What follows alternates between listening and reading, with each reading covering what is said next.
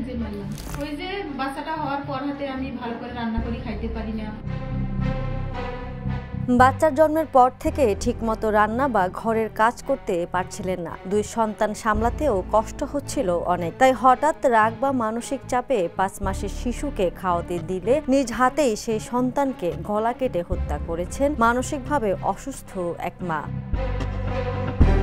রংপুরের তারাগঞ্জ উপজেলার কুরসা ইউনিয়নের পলসবাড়ি গ্রামে ঘটে যায় নির্মম এই হত্যাকাণ্ড। পুলিশ ও স্থানীয় সূত্র জানায়, ভোরে শিশুটি কান্না করলে দাদি পাতানি রানী তাকে মা তুলসী রানীর হাতে দেন খাওয়ানোর জন্য। কিছুক্ষণ পর তুলসী রানী ঘরে নিয়ে শিশুকে গলা কেটে হত্যা করেন। পরে রক্তাক্ত মরদেহ স্বামী বাবুলালের হাতে তুলে দেন।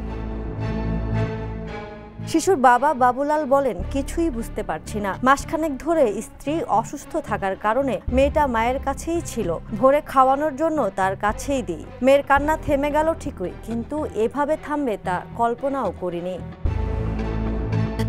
শিশুটির দাদি পাতানি রানী জানান, 5-6 দিন ধরে নাতনি আমার কাছেই ছিল।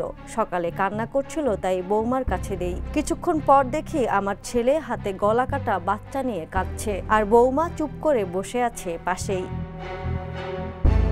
তারাগঞ্জ থানার ভারপ্রাপ্ত কর্মকর্তা জানান, ওই নারীকে আটক করা হয়েছে। প্রাথমিক জিজ্ঞাসাবাদে তিনি হত্যার কথা স্বীকার করেছেন। স্বজনেরা জানিয়েছেন, তিনি মানসিক সমস্যায় ভুগছিলেন। এ ঘটনায় মামলা প্রক্রিয়াধীন।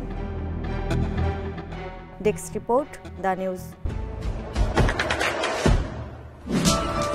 দেশে দেশে সবার সাথে, দ্য নিউজ।